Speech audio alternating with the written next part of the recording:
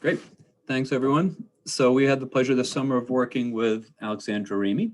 Alex is a graduate student pursuing a master's in global sustainability science at Arizona State University.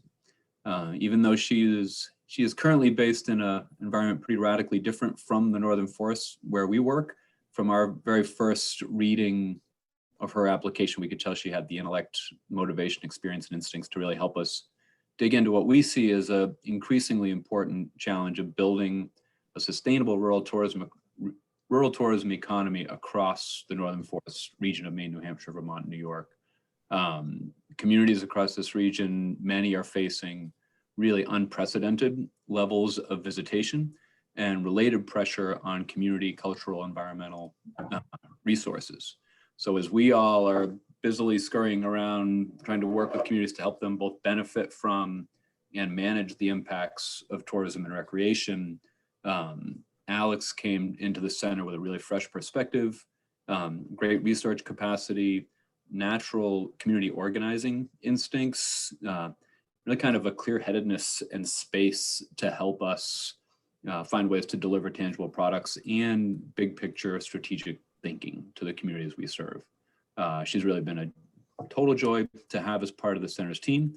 The work she's provided us, she's done this, so it's both providing us with new ideas and practical tools for now, but also some systems and tools that we'll be able to use in coming years as we continue this work.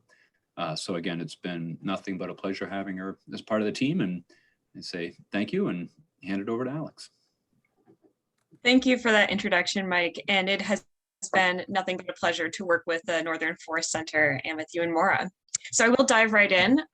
According to researchers at the UNH Cooperative Extension, 2020 saw a vast increase in outdoor recreation and tourism in the US, including the Northern Forest region of New England. In a lot of ways, that is great news because it means that millions of people, for the first time, or maybe for the first time in a long time, connected with nature in some incredible outdoor destinations. Many of those destinations are in rural areas that have actually been looking to grow their tourism industries. Yet that growth can come at a cost if it's not carefully managed. A rapid rush of visitors can cause environmental degradation and overwhelm the physical and the social infrastructure of small towns and rural communities. This is an especially poignant concern in the Northern Forest, where access to trails and other natural amenities are often on private land. There's a risk that too many visitors behaving irresponsibly on that private property can cause landowners to restrict access for everyone. One way that destinations have started to address this problem is by asking visitors to sign a sustainability pledge.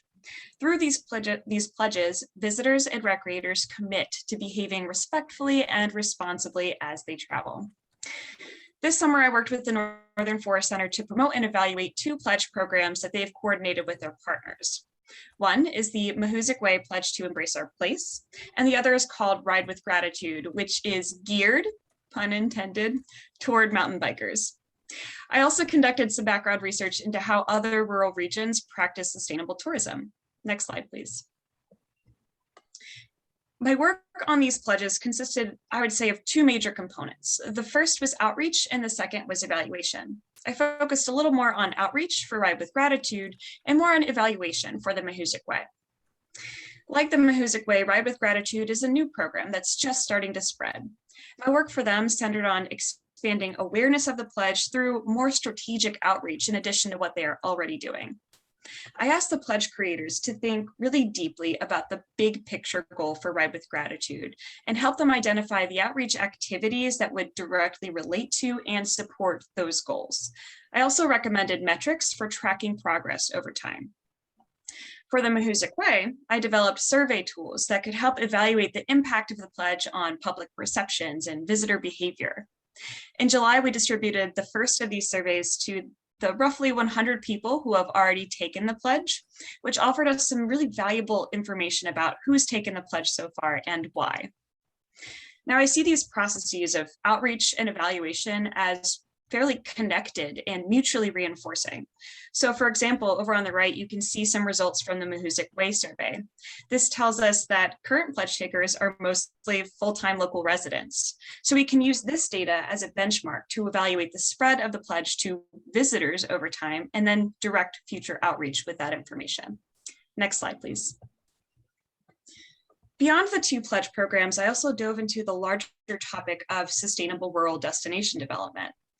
My research on rural destinations around the country impressed upon me that tourism development should focus a lot less on creating the ideal destination or experience for tourists, as it traditionally has, and more on producing a high quality of life for local residents. To give you an idea of what this means, I spoke with Nan Devlin recently, the executive director for a destination marketing organization on the Oregon coast.